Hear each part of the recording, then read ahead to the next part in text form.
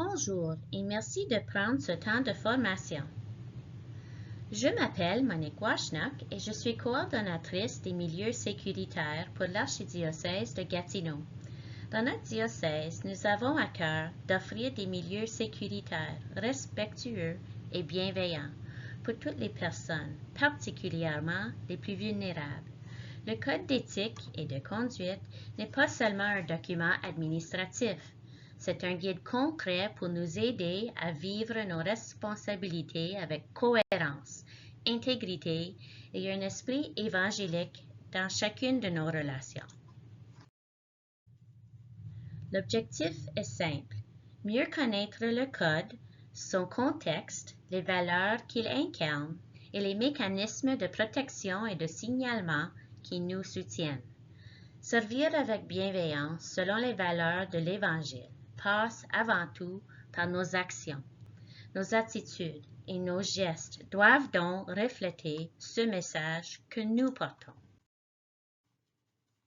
Depuis plusieurs années, l'Église au Canada a fait de la protection des personnes mineures et vulnérables une priorité.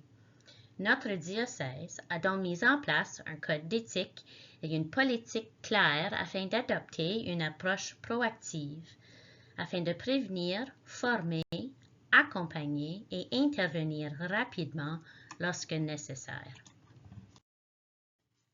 Ce code nous offre un cadre clair pour adopter des comportements respectueux et éthiques. Il a été développé pour tous ceux et celles qui œuvrent en Église, qu'ils soient employés, bénévoles, membres du clergé ou personnes engagées en paroisse.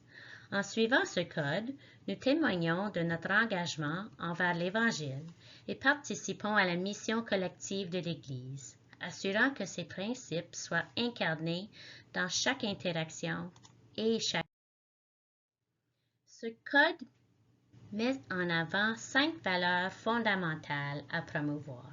Celles-ci incluent la dignité de la personne humaine, l'autonomie et l'autodétermination, la sécurité personnelle, la confidentialité, ainsi que la loyauté et l'intégrité.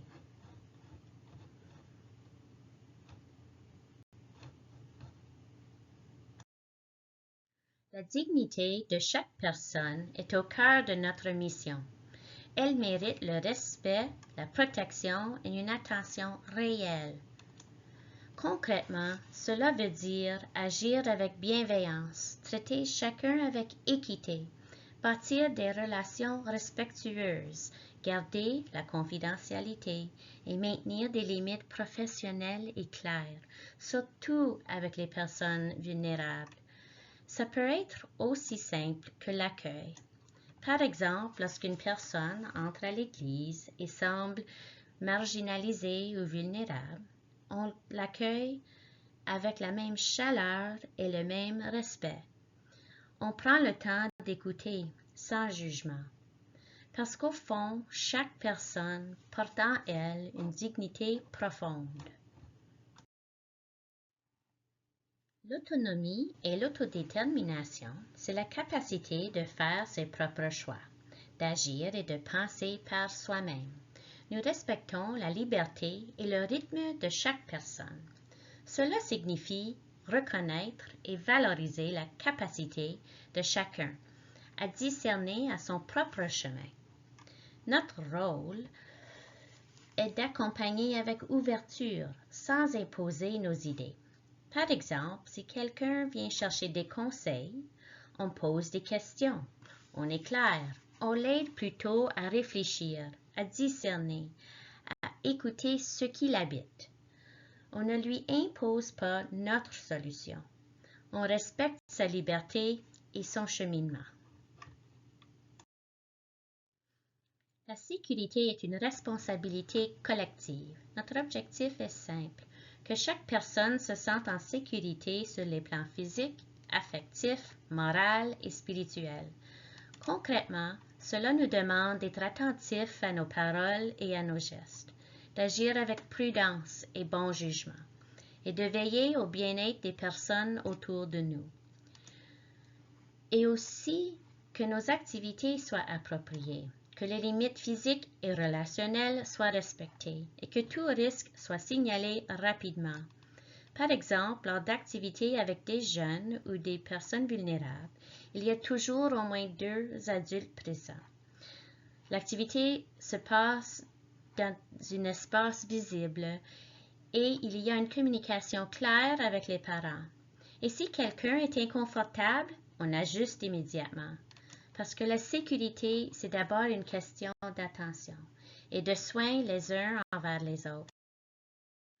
La confiance est au cœur de notre mission. La confidentialité en est une expression concrète.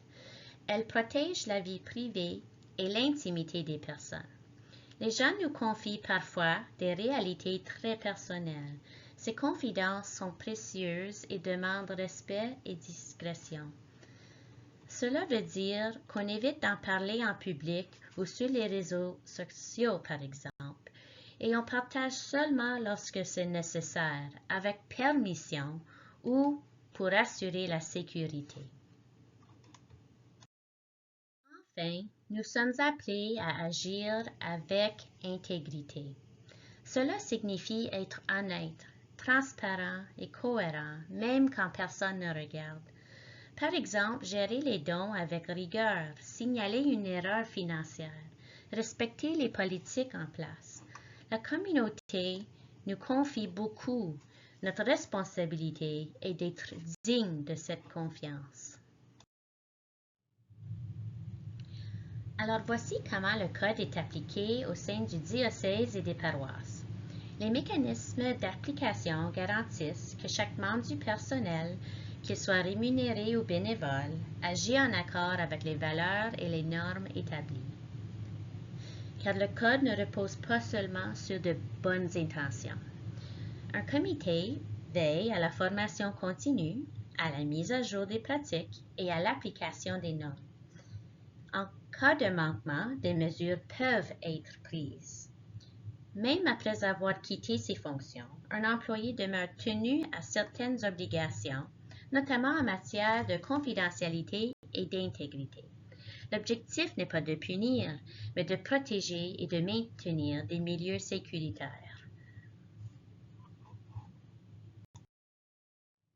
Si une situation d'abus ou d'inconduite survient, il est essentiel de la signaler. Toute personne qui soupçonne un abus envers une personne mineure doit le déclarer immédiatement à la Direction de la protection de la jeunesse, la DPJ. Toute personne ou bénévole de l'Église doit signaler tout abus ou soupçon d'abus commis par un membre du clergé, employé ou bénévole. C'est notre responsabilité. Pour signaler une inconduite sexuelle, communiquez directement avec le délégué de l'archevêque pour la gestion des abus, Mme Lise Duguay. Chaque démarche est accueillie avec écoute, puis traitée et suivie de façon confidentielle et respectueuse. Ces coordonnées se trouvent sur le site web du diocèse, sous l'onglet « Déposer une plainte ». Pour un signalement visant un évêque, le recours se fait par le système canadien indépendant de signalement, via un site web confidentiel qui est accessible à partir de notre site web. Pour toute violation du Code d'éthique, le signalement se fait auprès du bureau du vicaire général. Toute démarche de bonne foi est traitée rapidement, avec impartialité et confidentialité. Au besoin, un comité pourra être formé pour évaluer la situation et offrir des recommandations et des mesures appropriées.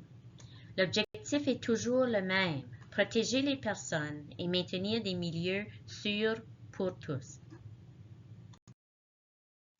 Au fond, ce code nous rappelle simplement comment nous voulons vivre et être ensemble.